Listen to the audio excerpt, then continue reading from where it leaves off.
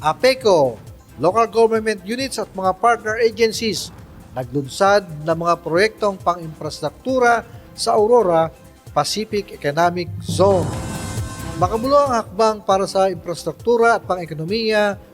Pag-unlad ng Hilagang Aurora ang isinagawang groundbreaking ceremony nitong Agosto 12 sa Aurora Pacific Economic Zone and Freeport Authority Corporate Campus, Kasiguran, Aurora.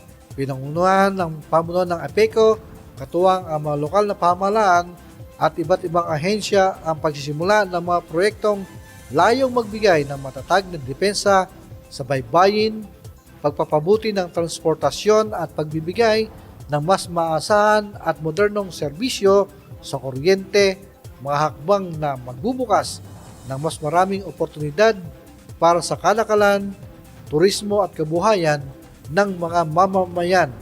Kabilang sa mga pangunahing proyekto ang Coastal Slope Protection Phases 1 and 2, Underground Power Distribution Lines Phases 3 and 4, Perimeter Road, Bianuan Widening Road at APECO Expressway Road, rehabilitasyon ng APECO Villas. Bilang patunay ng malawakan na suporta ay dumalo at nagpahatid ng inspiradong mensahe si Governor Reynante A. Tolentino sa katauhan ni Ginoong Cedric Tolentino, kung saan nagpahayag rin ng mensahe ang iba't ibang alkalde sa Hilagang Aurora na sina Mayor Romer Agustin ng Dilasag, sa representasyon ni Juan Millar, Personal Secretary, Mayor R.B.A. Vargas ng Dinalungan, sa representasyon ni Virgilio Garcia, Mayor Roynaldo S. Soriano ng Kasiguran, kasama rin sa seremonya sina D.I.R. Percival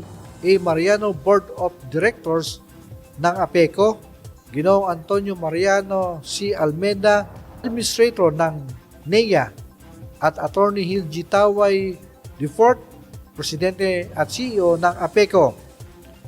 Tinuruan ni Attorney Hill G. Taway IV, Presidente at CEO ng APECO, na ang proyektong ito ay patunay ng pagkakaisa ng pamahalaan, pribadong sektor at komunidad upang itaguyod ang mas maunlad, mas konektado at mas ligtas na Aurora.